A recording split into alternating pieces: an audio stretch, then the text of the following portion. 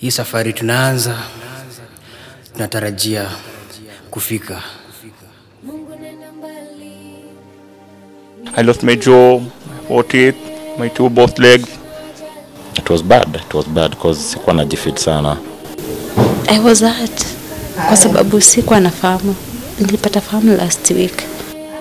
I don't know, but whatever happened, it took away the life of a very innocent boy and a very, someone who had prospects in life. An average of 1,200 road accidents are reported in Kenya every day. A road accident is something very serious. I don't think Kenyans are responsible users, road users. Irresponsible, careless, reckless, rash, immature are some of the words used by many while describing Kenyan road users. Coming to think of it, these words justly depict our attitudes and behaviors on the road. People who get involved in road accidents, starting from the pedestrians, some of them never see it coming. It just happens just like that. An average of 250 deaths are recorded every day in Kenya caused by road carnages. Indeed, it takes a split second to become a statistic on the road. Sometimes they would say they were hit along the road while they were walking. Some would be drunk, some would not be drunk, some would be passengers. It was on 26 December 2014, around let's say 3 o'clock, daylight. I was coming from the market to buy some stuff, let's say. I was coming to buy some stuff from the supermarket. Then when I woke up the barabara, across the first line, second line I was knocked down. That's what I can remember. Esther is another road accident victim. Her regular matatu usage to work turned tragic one morning. Nilikuwa nimeshashuka already, but the car, gari ingine ilikuwa nyuma yangu ikanihit. So that's what I can remember. Is there a way we can reduce the road accidents reported every day? Judging from the attitudes all road users have, is it really possible to restore road sanity? When you're a pedestrian, it's good to follow what has been laid down. There's traffic lights. You need to wait for the lights to change so that you try to cross the road. You need to use the zebra crossing. We need to, not to try to compete with vehicles like at the common bus terminuses like Kencom.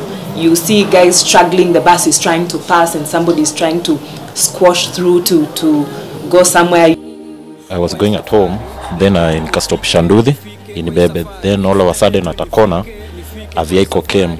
It was full lighted and overspeeding. Then it hit us.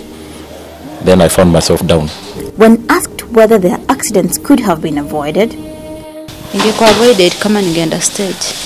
Yeah, there's a footprint over there. The only thing it did, but it's far, it's like 10 meters away. 10 to 30 meters away. 10 to 30 meters away could be the difference between life and death. For some who have lost loved ones on the road safety means more than just words. There are people out there who are so cautious. They are so cautious and they respect the roads and what happens on the road. And they know when you're on the road, you have to drive, you have to go home. So there are people who don't drink, who don't do nonsense, who are always on the road, they're never distracted. And these are the people who are very few. Al is a victim of road accidents. At the age of 16, he lost his mother after a gruesome road accident that involved distracted road usage.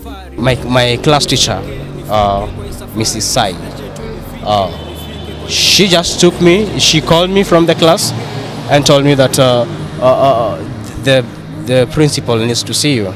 And I was like, wow, the principal needs to see you. Maybe there's something wrong happening somewhere. Maybe nifanya makosa wapi nini, the normal high school stuff. But on reaching there, the principal told me that my mother has been involved in a fatal road accident, and she's in a critical condition. Al's late mom that day became a statistic, but to Al, that day remains a scar in his life. And if he ever had a message to his beloved mother, thank you, Mother, for the little time we spent together, and I'm now grown up out of campus, and trying to make the best of ourselves for the future. Thank you. Drivers, there is no hurry. You're hurrying to go somewhere, yes, but as you hurry to go somewhere, you'll kill somebody, you'll bring somebody to hospital. Losing a loved one on the road is tragic. Losing two loved ones on the same roads is double tragedy. My late brother was a musical act himself. He was a humble boy. It was at a place called Cheptiret in Eldoret. He was coming from Nairobi. He was traveling to Kitale Academy to go and give us an inspirational speech and motivational speech to the class 8 candidates who were doing an exam that year. Because being one of the guys who was in the school and he performed, he was among us the top achievers. He was, and also a head boy and a role model. It was nice that he could maybe come up and, just give the students something small to cheer them up as they do the exams. So on his way to Kitale, when he reached, I think, Pale Cheptiret, I'm told it was maybe a head-on collision thing, but I think maybe someone, I don't know, but whatever happened, it took away the life of a very innocent boy and a very, someone who had prospects in life. People just need to be careful. The traffic rules need to be really tightened more. He was almost 20 years and he just met his, his fate on the roads. Distracted road use is the biggest cause of road accidents, accounting for 3/4 of reported accidents.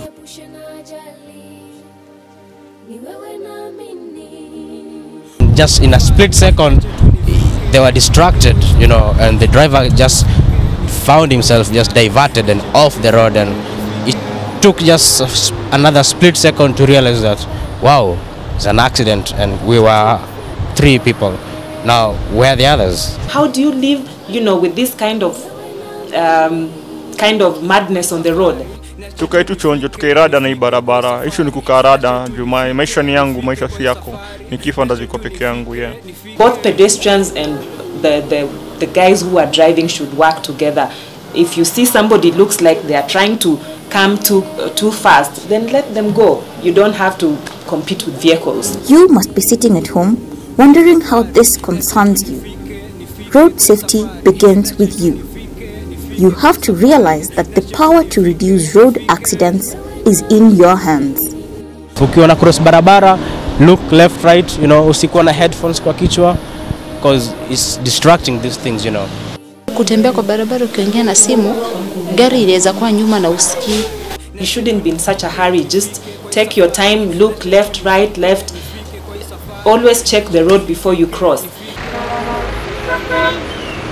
Don't shika your phone while you're crossing the roads, just cross the road and you'll continue those things. Crossing a road is only like how many minutes? Like 2 split seconds. For those lucky enough, such accidents leave them alive, with scars that may never heal, but with lessons worth sharing. Because we've had really a number of cases of people who have had many injuries involving motorcycles. Nduthi sasa kupanda motorbike no, hiyo nimeavoid. Nimelearn kushukia gari, yani mahali penye si kwa stage si vizuri. We've decided just to have God grant us the grace that we need, and we hope that such things never happen again. We are not responsible road users, and responsibility begins with you and me. Hata Kenya ukiamka asubuhi unafungua gazeti, unaona kuna story accident. So here we are, irresponsible road users. Where do we go from here? Do we sit and watch as we lose more loved ones on the roads? Always drive safe. Wacha mambo ya ulevi na kukunywa na steering and all that. And kama umpata uko in such a situation, a road accident, you may lose someone very close to you. Kindly take courage, pray to God, He'll give you the grace that you need and the strength. We must understand, therefore, that no serikali or no transport authority is going to change your attitude concerning road safety. It begins with you. Usalama wako unaanza na wewe mwenyewe. The road safety begins with me. It begins with you, with me. What is this? Madness, madness, carelessness kwa barabara zetu, mind you. We're losing our people purely due to stupidity of drivers, overspeeding, overloading, so notorious. Gari kuendesha kuwa melewa, niko serious. Something not new to. Hata kama tulifika just a few who walibahatika. Others be meeting their death hapa voodoo. Wamefika wangapi mamili blanda. Yonatafuata, death will be greeting them. Gava isipokuwa rada. How long I've been preaching? I travel about nibaki kuwa hivo, inapunguza vifo. Futeni mapolisi wanatabia za kidingo, kula tu mahongo, watu wakizidi kula udongo na si uongo. Ama passenger pia ni udhi, mbona wewe kama msafiri usifunge mshipi? Mi ushangaa nini kuingia